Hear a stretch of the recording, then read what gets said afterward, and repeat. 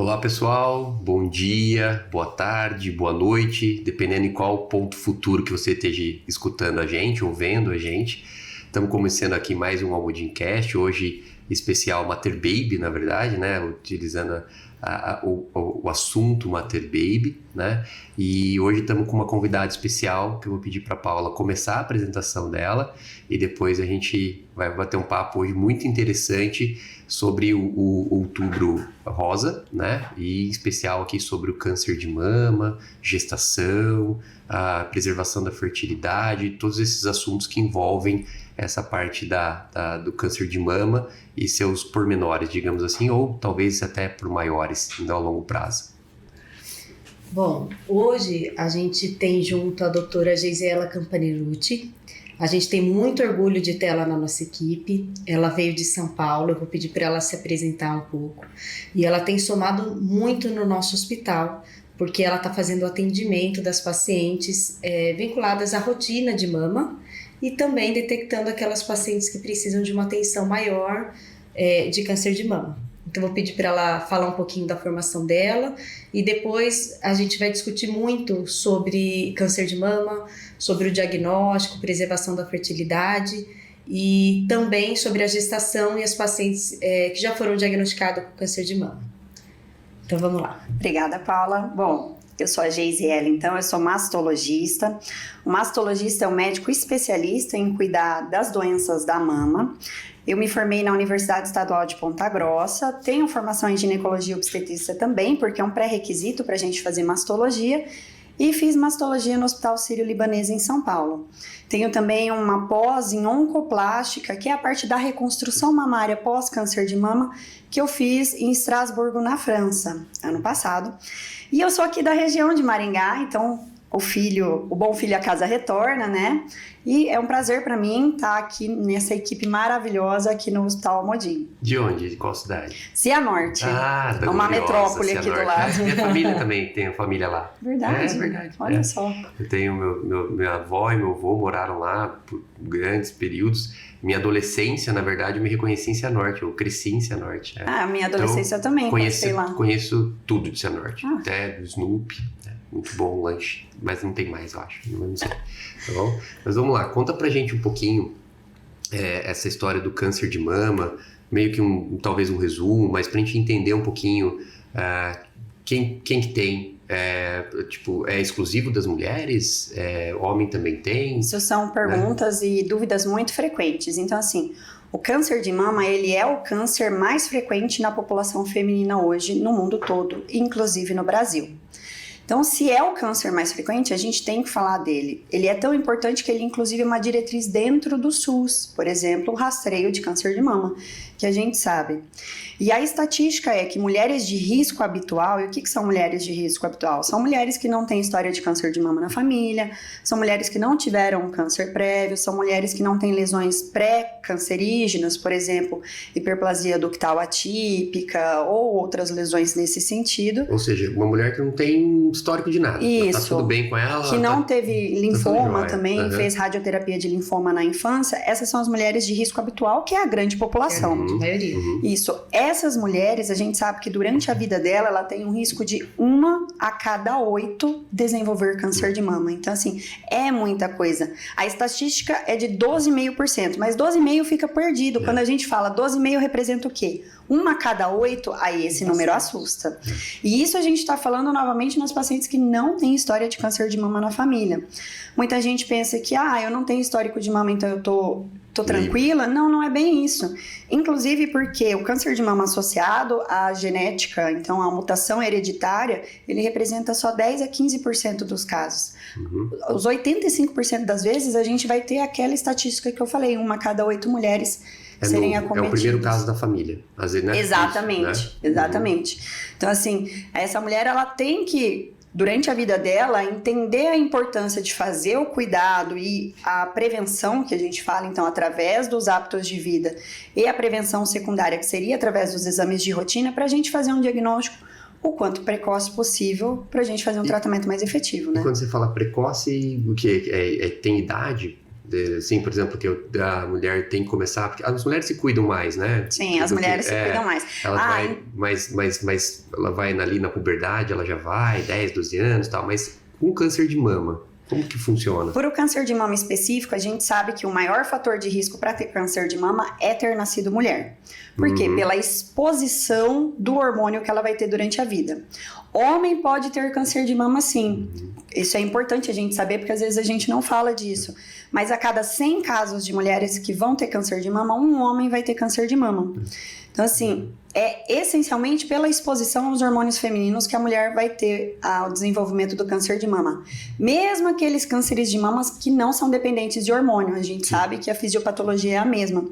Então, essa mulher, o ideal é que ela passe a fazer o próprio autoexame, se conhecer e estar acompanhando com o ginecologista a partir dos 20 anos de idade. Mas ela só vai precisar começar a fazer exame de mamas, então a mamografia e ultrassom a partir dos 40 anos. Aí todos os guidelines, todas as sociedades, elas recomendam que seja feito de maneira anual, para que a gente possa sempre estar acompanhando e fazer uma descoberta logo no início. Mas então é legal, então, uma mulher ali de 18, 20 anos já ir no mastologista, já ir no ginecologista para aprender a fazer, né? Porque eu acredito que não seja, que deve ser simples de ser feito, mas ao mesmo tempo você tem que aprender a fazer, né? Exatamente. Via de regra, se ela não tem história de câncer na família, o primeiro contato dessa paciente jovem, assim, vai ser o ginecologista, porque é ele que vai orientar ela, ele já cuida da saúde feminina.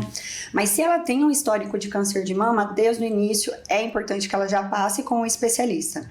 E na eventualidade do gineco perceber alguma coisa diferente, ele já vai encaminhar para mastologista. Agora, se ela tem mais de 40 anos, aí sim, essa proximidade com o mastologista é mais importante. E aqui é legal a gente falar que o autoexame, ele não é considerado um exame de rastreio. Porque, inclusive, algumas sociedades falam, não é para fazer autoexame, outros falam, não, é para fazer. Então, assim, o consenso ele não é rastreio, porque rastreio é o exame que a gente consegue fazer e consegue diagnosticar uma doença muito no início, para que a gente possa diminuir a mortalidade por essa doença. E o autoexame, ele não tem essa capacidade. Então, daí alguém vai perguntar, mas então eu não preciso fazer? E precisa. Porque é impressionante e até assustador que muitas vezes eu atendo as pacientes com alguma alteração. Vou dar um exemplo aqui que é mais frequente. Paciente que tem um dos bicos do peito para dentro. Aí eu estou examinando essa paciente e eu pergunto: minha senhora, faz quanto tempo que esse bico do peito ele entrou? Ele sempre foi assim? A paciente olha e fala: nunca tinha visto. Então isso é assustador, porque se foi uma coisa que a paciente já nasceu assim, tá tudo bem, é da anatomia dela. Não tem que ficar preocupado. Agora, se o bico era normal até mês passado e agora ele tá entrando, opa, isso é um sinal de alarme.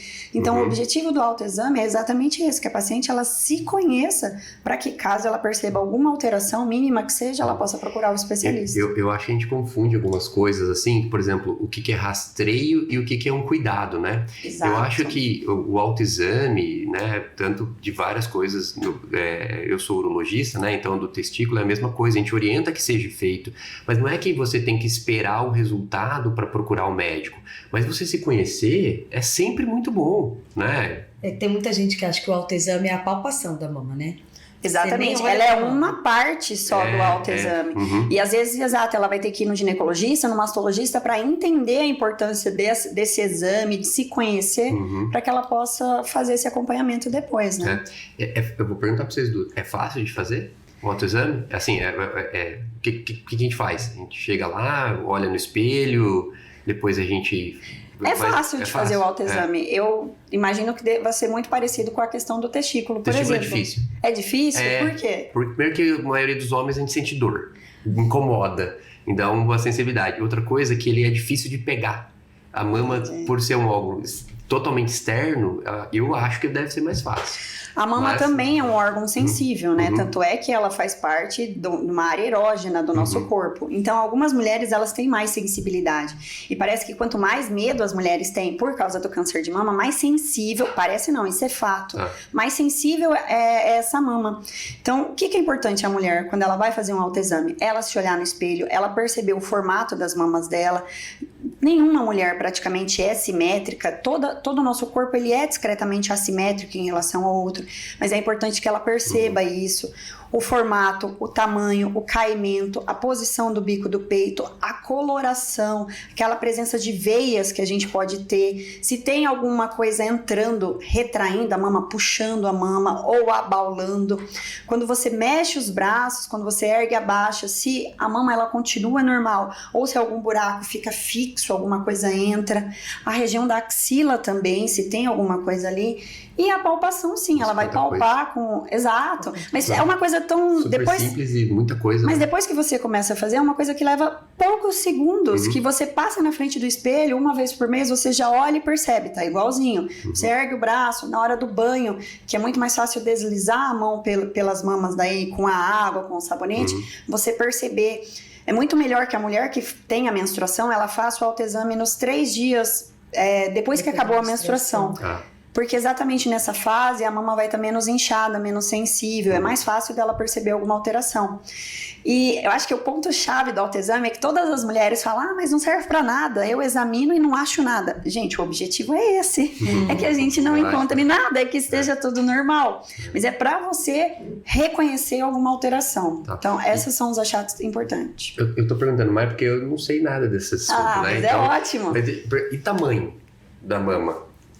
Tipo, a mama maior tem alguma relação com... Pode ter um pouco de... É a mesma coisa? Mama menor? Não tem nada a ver o tamanho? Não tem nada a ver, porque o tamanho da mama, o tamanho que a gente enxerga dela, não necessariamente significa o tanto... Exatamente, porque às vezes a gente vai ter uma mama grande, mas que tem muito tecido de gordura, porque a nossa mama, ela tem gordura e tecido mamário. Então, essa relação, às vezes, pode ser uma mama extremamente pequena, mas é uma mama extremamente glandular. Então, isso não é uma correlação que seja feito. Né? Não tem correlação. Eu tenho uma mama maior, isso me dá mais risco? Não. Bom, e o câncer de mama sendo o mais prevalente e tendo esse olhar extremamente cuidadoso, graças a Deus a gente também está evoluindo para uma medicina mais preventiva e mais assertiva em relação ao diagnóstico. Sim. Então, cada vez mais tem se feito diagnósticos precoces e, graças a Deus, devido a esses diagnósticos, a gente também está tendo tratamentos muito efetivos. Então, a gente fala que essas mulheres estão sendo beneficiadas. Por quê? Porque elas estão conseguindo ter uma taxa alta de cura em relação a esse câncer, que é importantíssimo. E que taxa é essa, mais ou menos, para eu ter uma ideia? Quando a gente fala de um diagnóstico inicial, que são principalmente lesões não palpáveis, lesões com menos de 2 centímetros, é claro que a gente sabe que não é só o tamanho que influencia, existe todo um subtipo tumoral que a gente tem que levar em consideração, mas quanto mais precoce esse diagnóstico, as taxas de cura são acima de 95%. Tem algumas situações específicas que a chance de cura é de 99%. Então, assim, poxa, isso é muito bom quando a gente fala de um diagnóstico oncológico, né? Ou seja, acompanhar eu tô ouvindo vocês falarem, para mim tá muito parecido com próstata, entendeu? Então, quando você chega rápido e você faz diagnóstico precoce, a chance de você ficar bem é muito grande, né? E quando você chega na fase tardia, aí a gente já perde muita eficiência no tratamento, né? Porque a gente sabe que a gente considera o câncer hoje como uma doença que ela não é localizada. A gente considera o câncer como uma doença, pelo menos o de mama, uma doença sistêmica. Então, a partir do momento que você faz o diagnóstico dela, independente que tamanho que está essa lesão, a gente já sabe que não é só ali, a gente tem microcélulas, pequenas células que a gente já tem uma disseminação. Então, quanto antes a gente conseguir fazer esse diagnóstico, menor a probabilidade disso já ter acontecido. E aqui eu não estou falando necessariamente de metástase, estou falando de células tumorais isoladas mesmo, que a gente já sabe que isso é real. Então, assim, uma paciente que ela chega com um nódulo muito maior, a chance dela ficar curada naquele momento até é grande, mas a gente sabe que ela tem uma taxa de recidiva, então de apresentar um novo quadro muito grande. Então, quando a gente fala de cura, a gente quer que a paciente fique curada para sempre. Não que ela fique curada por um período e ela volte a ter a doença. Então, é por isso que a gente fala, as taxas de chance de cura acima de 99% é para você ficar livre daquilo para sempre, para você voltar a ter uma vida despreocupada em relação ao câncer. Obviamente, seguindo fazendo os exames, porque quem teve câncer não pode ser negligenciar só porque eu já tive, eu não vou ter de novo. Não é assim que... Tem que ter o cuidado. Exatamente. E a palavra ainda de câncer, ela assusta muito, né? Com certeza. Então, quando a paciente está lá fazendo a investigação, e hoje eu vejo que é extremamente rápido. Sim. Porque se o médico, se o mastologista já tem uma probabilidade um pouco maior em relação a esse diagnóstico, a biópsia geralmente está sendo muito rápido, o resultado está saindo rápido e tem se conseguido orientar essa paciente para um tratamento de forma muito rápida. E a gente sempre pensa na paciente, num geral. Obviamente que a cura é o nosso principal objetivo. Sim. A gente quer curar essa paciente de uma doença oncológica. Só que a gente tem que pensar que, além disso, a gente também quer que essa paciente depois retorne para a vida dela da melhor forma possível, pensando no planejamento familiar, pensando numa vida sexual depois que ela consiga ter relação sexual. E o mastologista hoje, graças a Deus, também pensa muito nisso. E está tendo cada vez mais um acompanhamento dele com o paciente e com o infertileuta. Por quê? Porque a gente está diagnosticando o câncer mais precoce, sabendo que a sobrevida está muito alta, a cura está muito alta, e pensando nessa mulher daqui a alguns anos. Que agora ela só está pensando no tratamento do câncer, e daí também entra o olhar do marido, né? Junto, porque o marido fica desesperado querendo curar a esposa, e ninguém está pensando ali ainda em planejamento familiar, e o mastologista vem com essa sensibilidade, falou, olha, a gente vai curar, mas vamos também imaginar que daqui a alguns anos estaremos numa outra posição. E vamos conversar com o infertileuta a possibilidade da gente tentar preservar a fertilidade. E só lembrando que é justamente a faixa etária, lembrando, né? 20 anos, né? Então nós começamos a avaliar com 20 anos, né? Dos 20 aos 40, 45 é a idade fértil da mulher. Né? Então nós estamos falando de uma sobreposição das duas coisas. Exatamente. De um cuidado para o câncer de mama, numa idade que a mulher está na idade reprodutiva dela também. Né? Então por isso que as duas coisas se tocam. Né? Então por isso que as duas coisas. Então nós não estamos falando que o câncer de mama aos 70 anos, né? Exato. Né? Nós estamos falando de duas faixas etárias onde tem a idade fértil feminina, junto com isso uma incidência que começa a crescer, não é Sim. alta aos 20 anos, né? Não, ela deve começar a crescer, né? Mas ela existe, então por isso que é importante esse assunto. Mas eu acho que justamente porque hoje a mulher ela tá engravidando mais tardio também, então assim, a gente não vê mais com tanta frequência mulheres grávidas aos 20 anos, como a gente também não vê com câncer de mama. A gente vê que essa mulher ela tem deixado a gestação para um momento um pouco mais tardio, porque a gente tem vivido mais também. Então, as exigências, faculdade, a carreira, trabalho. Estudo, exatamente, tem feito com que essa mulher ela postergue um pouquinho a gestação. E daí tem tido muito esse cruzamento do câncer de mama. Então, essa parte realmente é importante, Paula. Eu fiz a minha especialização no Hospital Pérola Byton com o Dr. Mário Cavanho. O Dr. Mário foi um mestre para mim, infelizmente ele faleceu na pandemia. E ele fez um trabalho muito bonito com o filho dele que é mastologista, que é o Dr. Felipe Cavanho. O Dr. Felipe foi o meu residente, que eu fui residente dele na Santa Casa, um ser humano assim iluminadíssimo. E eles fizeram protocolos para preservação de fertilidade de câncer de mama lindos. Tanto é que o Dr. Mário foi um dos que, aqui no Brasil, mais descreveu protocolos em relação à preservação da fertilidade em paciente oncológica, porque ele tinha esse contato com o né, algumas áreas, assim, né, de quando começar, como fazer, né, então ele foi um dos caras muito... O Dr. Mário foi um dos pioneiros aqui no Brasil para falar de preservação da fertilidade. E eu tenho muito orgulho de conhecer os dois, porque, na minha opinião, são mestres vinculados a isso aqui no Brasil. E uma coisa que todas as pacientes tinham muito receio, e até os mastologistas, era que se achava que só podia estimular o ovário da mulher num certo momento do ciclo menstrual, e isso poderia atrapalhar o tratamento oncológico dela. Esperar. E o Dr. Mário falou que não, olha, a gente pode iniciar em qualquer fase do ciclo. Existe um protocolo para a gente fazer isso e conseguir colher esses óvulos e a gente liberar essa paciente para o tratamento oncológico depois de 15 dias. 15, 20 dias ela já está liberada para fazer todo o tratamento. E quando a gente pensa no diagnóstico do câncer de mama, até essa paciente conseguir fazer o pré-operatório, organizar a cirurgia, é o tempo que o infertileuta teria para conseguir guardar esses óvulos. Cai a ficha, né? Cai a ficha, procurar outro colega para ver se é aquilo mesmo, pegar 2 opiniões, fazer os exames pré-operatórios, depois pegar a liberação dos planos de saúde ou do SUS, onde for fazer o tratamento, né, de químio ou de radiocirurgia, ou o que for. Então a gente tem uma janela, né? É importante a gente falar, a gente tem o tempo para fazer a preservação, né? Eu acho que especialmente quando a gente fala de cirurgia, que a paciente vai começar pela cirurgia, a gente ainda ganha até um pouquinho mais de tempo, né, Paula? Porque a gente sabe que, assim, às vezes logo depois da cirurgia ela ainda consegue fazer isso. Agora, como a gente vê casos de câncer de mama em paciente jovem, muitas vezes a gente vai iniciar o tratamento pela quimioterapia. E daí, assim, fazer essa preservação da fertilidade depois da quimioterapia, a gente perde uma janela muito grande de oportunidade. Eu acho que você pode falar um pouquinho mais disso, sobre o impacto que tem a quimioterapia na questão da fertilidade. A gente sabe que, dependendo das doses, né, da quimioterapia, isso pode afetar o ovário.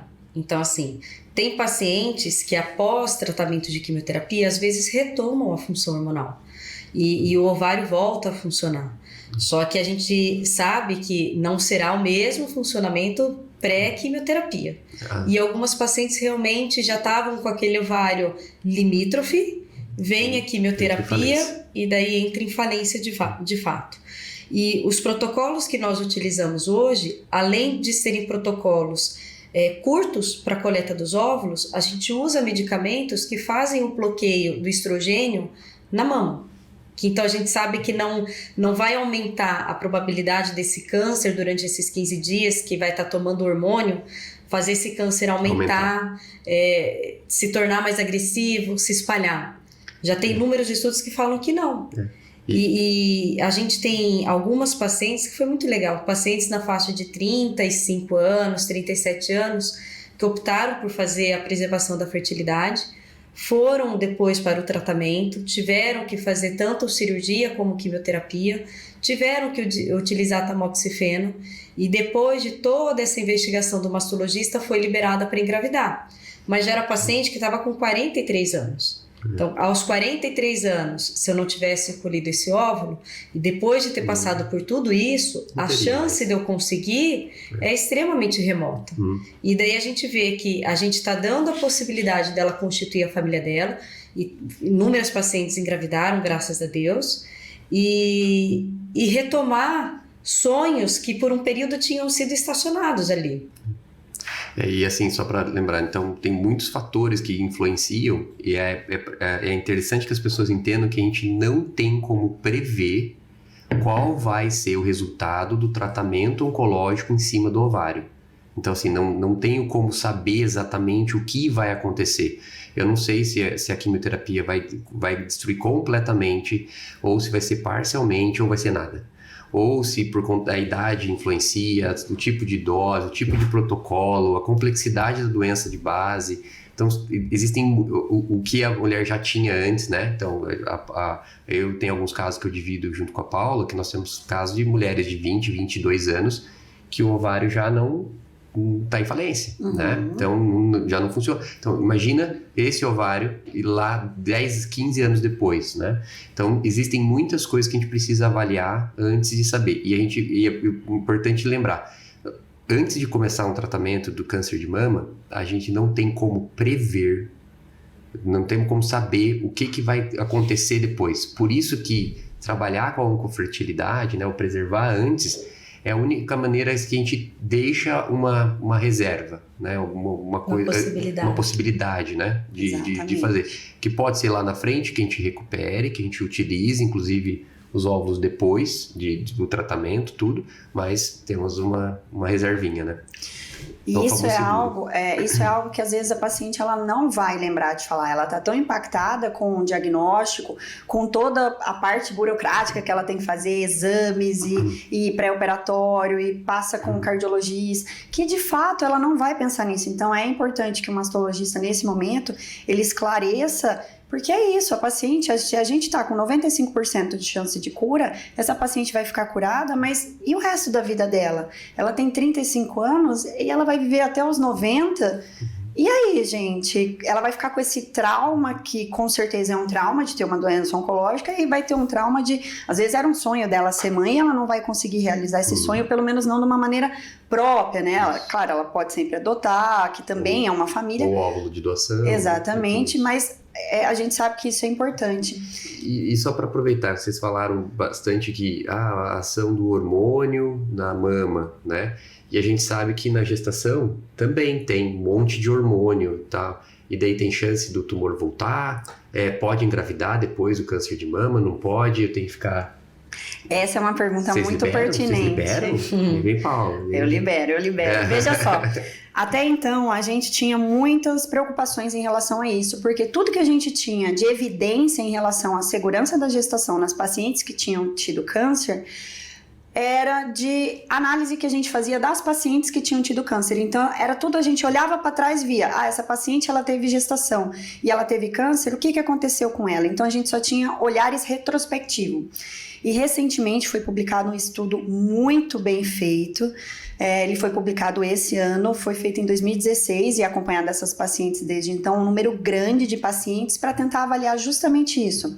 Chama Positive Trial, esse estudo, que ele queria avaliar qual que era a segurança da paciente que fez um tratamento de câncer de mama em interromper, inclusive, o tratamento, que eu vou explicar para vocês que tratamento que era, para ela poder gestar e amamentar. Então, eram pacientes novas, abaixo de 42 anos de idade, a média das pacientes era de 37 anos, então eram pacientes que já tinham feito cirurgia, que já tinham feito quimioterapia, e elas estavam em uso de tamoxifeno, porque elas tinham tumores de mama receptores de hormônio. Então, eram aqueles tumores que a gente fala que eles se alimentam de hormônio. Fica bloqueado um tempão. Exatamente. Né? A gente sabe que essa população, quando a gente termina, algumas vezes a gente vai precisar da quimioterapia. Nesse estudo, 60% das pacientes tinham feito quimioterapia. Elas vão precisar de tamoxifeno, que é uma medicação que bloqueia o hormônio feminino e, às vezes, até de supressão ovariana, no mínimo por 5 anos. Então pensa, às vezes uma paciente de 37 anos, que eu vou deixar no mínimo, é de 5 a 10 anos. Mesmo que ela tenha feito uma preservação de fertilidade, aos 47 anos só que eu vou deixar essa paciente engravidar. Então assim, eles queriam avaliar justamente interromper esse tratamento e deixar essa paciente gestar para ver se isso era seguro. As pacientes, elas tinham que ter usado pelo menos 1 ano e meio do anti-hormônio, então do tamoxifeno, da terapia endócrina, que a gente chama de terapia endócrina. E aí ali elas paravam, elas tinham 2 anos para tentar engravidar e amamentar. Elas ficavam 3 meses para eliminar a dose do organismo, de toda a medicação. No estudo, 50% das pacientes, elas tinham feito alguma técnica de reprodução assistida para tentar engravidar, e a taxa de sucesso de terem ficado grávida foi de 75% no estudo. Boa. Era um estudo grande, 516 pacientes, é muita coisa quando a gente fala desse cenário de pacientes com menos de 42 anos com câncer de mama. E propor parar, né, o Exatamente. tratamento. Então, realmente um estudo muito bem importante. desenhado, que foi muito animador para a comunidade em geral. Então, 75% conseguiu ficar gestante. Dessas 75%, 70% conseguiu, de fato, terminar a gestação, ter um bebê. E o que chamou muita atenção e que foi surpreendente, que a gente teve 2% só de complicações neonatais, que é a mesma taxa que a gente tem na população. E aqui a gente está falando principalmente de baixo peso ao nascer, um pouquinho de prematuridade, algumas complicações em relação à gestação, principalmente hipertensão, eclâmpsia. Por quê? Pelo uso prévio de todas as medicações do tratamento oncológico. E depois, baixo, né? muito baixo. É a mesma coisa que uma paciente que não fez nenhuma quimioterapia, que não fez um tratamento oncológico. E depois essas pacientes, elas eram reiniciadas o tratamento endócrino dela. Então, elas tinham feito 1 ano e meio, 2 anos de medicação, elas iam interromper por 2 anos e depois voltar à medicação para poder seguir. E eles avaliaram que nesse intervalo, a primeira coisa que eles queriam ver era se era seguro parar essa gestação, parar o tratamento para poder gestar, né? E eles, sim, encontraram uma taxa de só 8% de recidiva. Então, 8% dessas mulheres tiveram um novo câncer, um retorno desse câncer e tiveram um desfecho ruim. Mas essa é a mesma taxa que a gente teve nas pacientes que não interromperam o tratamento. Então, assim, ou seja, aquela mulher que provavelmente teria. Que continua usando o hormônio E que normalmente, também é próximo de 8%. Exatamente. Então, é aceitável que a paciente ela faça, ela inicie esse tratamento, depois de um tempo ela pare, fique um tempinho livre da medicação para não ser tóxico para o bebê, ela venha engravidar, e aqui, novamente, mostrando que, mais uma vez, é seguro que ela faça por técnica de reprodução assistida, e que depois ela volte a usar essa medicação, depois que ela gestou e amamentou. Então, isso é um ganho muito grande, porque daí eu tô falando da paciente de 37 anos, que congelou o óvulozinho dela, que vai tratar 2 anos, então aos 39 eu vou deixar ela engravidar, não aos 47. E o que é importantíssimo, né? Eu falo que a medicina, ela tá ficando cada vez melhor, porque é importantíssimo esse contato entre os profissionais. Exatamente. Com o mastologista, com o infertileuta, com o obstetra. Essa paciente vai estar sempre amparada. Exatamente. Eu achei interessante isso, porque você dá uma oportunidade até a num prazo, né? Curto prazo, né? Então a gente sabe que você engravidar lá aos 47 é muito diferente do que você engravidar aos 37, né? Aos 35, né? Não só da questão obstétrica, que eu acho que vai aumentando a complexidade, mas também na questão do cuidado com o filho, né?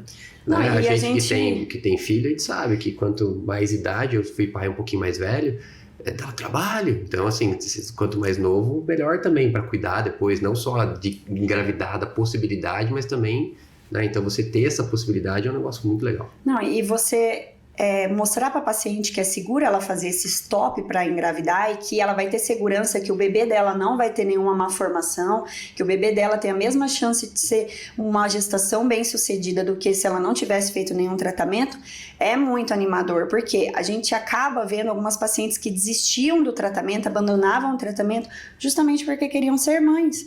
E daí a gente não tinha respaldo. Aí essa paciente ela não voltava depois pro tratamento. Então isso é muito ruim. Aqui não, a gente vai seguir tratando ela depois. Ela realizou o sonho dela ali de ser mãe, às vezes ela consegue amamentar, porque a gente vai dar esse intervalo. Claro, dentro da logística do que foi feito, às vezes ela vai ter dificuldade, operou um lado, vai ter um pouco mais de dificuldade, mas não é impeditivo também, a gente só sabe que é um pouco mais difícil, mas que agora a gente vai seguir ela dentro do tratamento, então essa família ela vai seguir constituída, se vai ter uma mãe que está dentro da proteção ali, para a gente diminuir o risco de ter uma recidiva. Bom, hoje a gente queria discutir um pouquinho então do câncer, que é mais prevalente, e deixar claro como é importante, né, tanto a prevenção quanto o diagnóstico, e quanto é importante a gente orientar a paciente que a taxa de cura também é bem alta e que ela tem que pensar pós o tratamento como ficará a vida dela. E dar essa luz no fim do túnel de que é possível sim ela constituir a família dela, ter uma gestação tranquila, mas lembrando sempre do respaldo de todos esses profissionais acompanhando essa família. Exatamente. E eu queria agradecer muito. Eu queria fazer só 2 perguntas, posso? Tá bom, pode. Tá? São 2 curiosidades, na verdade, que eu acho que talvez não seja só minha, mas seja de muita gente. A primeira, prótese de mama. O que ela te atrapalha no diagnóstico? O que ela te ajuda no diagnóstico? E se tem alguma coisa que vocês têm visto, algum aumento, alguma coisa desse sentido, ou nada? A prótese de mama, ela não atrapalha o diagnóstico. Acontece que a paciente ela vai ter o mesmo rastreio a partir dos 40 anos, fazer a mamografia normal. Muita gente tem receio pensando de que a prótese vai ser danificada, com a mamografia não é. Mas ela acaba sendo um pouco mais desconfortável nessa paciente. Ela tem que ser super bem feita, como deve ser feita na paciente que não tem prótese, mas não necessariamente ela atrapalha. Tá? Não aumenta o risco da paciente ter câncer de mama pelo fato dela ter prótese. A gente sabe, e é super recente, o câncer de mama associado à prótese, que é um tipo de linfoma. É outro. Exatamente. Não é o mesmo da glândula que a gente está acostumado, né? Mas ele é extremamente raro. Tá. Extremamente, mas assim, extremamente. Tanto é que cada vez que a gente vê um caso desse, ele é notificado, porque assim, são casos raros em todo mundo, inclusive. Então, por esse medo, não. Tá. Aí, o principal sinal que a paciente vai ter quando ela suspeita de alguma coisa assim relacionada à prótese é um aumento daquela mama. De repente, um dos peitos começa a crescer muito, ela começa a sentir uma dor. Diferente, por exemplo, do câncer de mama, que pouco frequentemente ele causa dor ou uma alteração tão visível assim.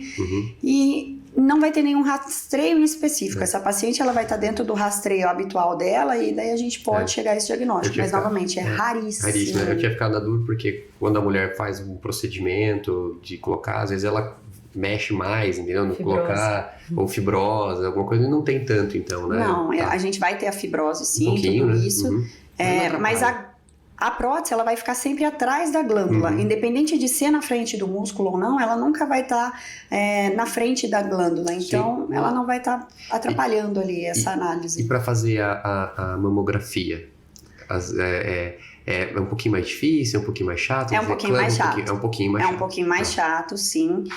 Você vai ter... Já é um exame um pouco desagradável, né? porque ele tem que comprimir a mama para tentar espalhar o tecido. Existe uma manobra específica para empurrar a prótese para trás, para tentar trazer toda a glândula mamária para frente, para a gente identificar mais o tecido mesmo.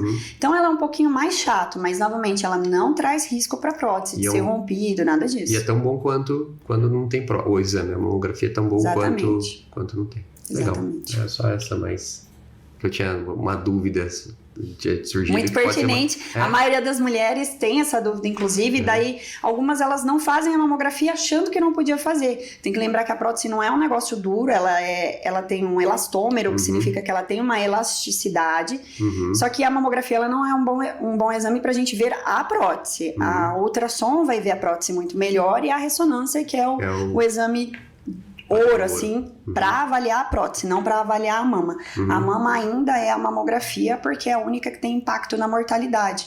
Ela diminui em 30% a mortalidade, o câncer de mama. É o único exame.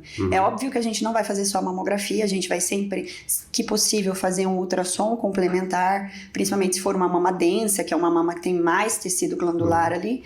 Mas, em algumas circunstâncias, a gente vai usar a ressonância também para nos ajudar, principalmente quando a gente quer ver a prótese ou quando a gente quer avaliar a resposta da paciente que fez quimioterapia antes da cirurgia, ou quando a gente tem alguma suspeita de acometimento do músculo, a gente vai usar a ressonância, exato. Mas a ressonância, ela não substitui a mamografia, é um exame excelente, é uma medicina do futuro que eu acho que vai trazer muita coisa pra gente ainda, mas não nesse momento. Nesse momento, apesar de parecer um método super arcaico, ficar lá apertando o peito numa chapa, né? A mamografia é excelente, a gente não deve menosprezar ela. Legal. E teve de um lado, tem que ficar de olho o resto da vida do outro também. Mesmo que tenha curado de um lado, tudo, tem um aumento do outro lado? Mínimo, mas Mínimo, existe. Exatamente. Né? Então a gente tem que sempre ficar de olho. Você fez o tratamento daquele lado, pode ter sido que tenha retirado toda a mama, você continua tendo a outra mama. O risco é muito próximo da população normal. Então, assim, ficou curada, está de fato curada. Tá, boa. Tá joia. Obrigado. Muito obrigada. De nada, é um prazer. Ainda faremos várias vezes, né? Com certeza. A gente tem muita coisa para falar de câncer de mama. Tem outras doenças da mama, né? Também, não só. Inclusive, muita coisa aqui relacionada, inclusive com o uro, né? Que a gente pode falar. Tem uma coisa que eu acho interessante, que é, igual você falou, 1 em cada 8 mulheres vai ter um câncer de mama, né? Mas as outras 7 têm outras doenças mamárias, femininas. Então, na verdade, nós estamos falando de saúde, né? Exatamente. Então, nós estamos falando de procurar e ter uma qualidade de vida, né? Um envelhecimento saudável. Então, é sempre uma oportunidade de você procurar o médico por um motivo, né? Óbvio, porque é a prevenção que nós estamos falando aqui no Outubro Rosa, que mês que vem eu volto para falar sobre o câncer de próstata, Novembro Azul. Mas nós estamos falando de saúde. Antes de falar de doença, hoje a gente tem uma visão muito voltada para a saúde, né? Então, isso que é outra coisa importante. É isso mesmo, gente. Muito obrigada. Obrigada, doutora. Obrigada. Valeu, obrigadão.